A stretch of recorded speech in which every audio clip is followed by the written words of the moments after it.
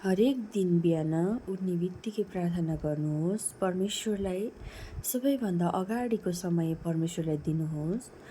धन्यवाद धन्यवाद धन्यवाद पिता, हजुरलाई अनगिन्ती धन्यवाद गर्छु मेरो गुरु मसी येशूको नाउँबाट। पिता परमात्मा हजुर हुनुहुन्छ, सृष्टिकर्ता हजुर हुनुहुन्छ, जगतका पिता हजुर हुनुहुन्छ, सर्वशक्तिमान हजुर हुनुहुन्छ। पिता धन्यवाद मेरो गुरु मसी येशूको नाउँबाट। पिता धन्यवाद, हजुरको विश्वासी छोराछोरीलाई रातभरिको विश्राम दिनुभयो। पिता परमात्मा धन्यवाद। पिता आजको दिन देखाउनु भयो परमात्मा, अनगिन्ती धन्यवाद गर्छु मेरो गुरु मसी येशूको नाउँबाट। मेरो महान पिताको स्वर्गको राज्यको नाउँ सधैँ पवित्र रहोस्।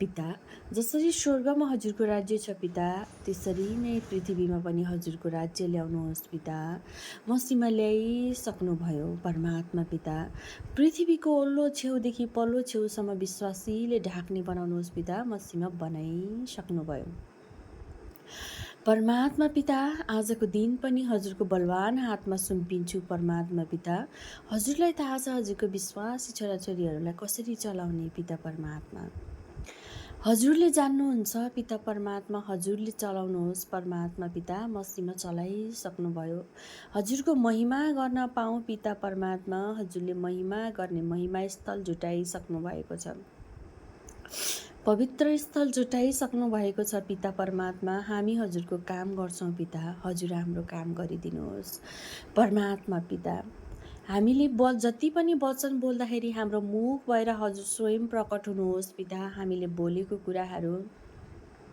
हजुरको हरेक एक जनको दिमागमा घुस्ने गरेर पिता परमात्मा आशिष दिनुहोस्। मसीमा दिइसक्नुभयो परमात्मा। पितालाई अनगिन्ती धन्यवाद गर्छु मेरो गुरु मसी येशूको नाउँबाट।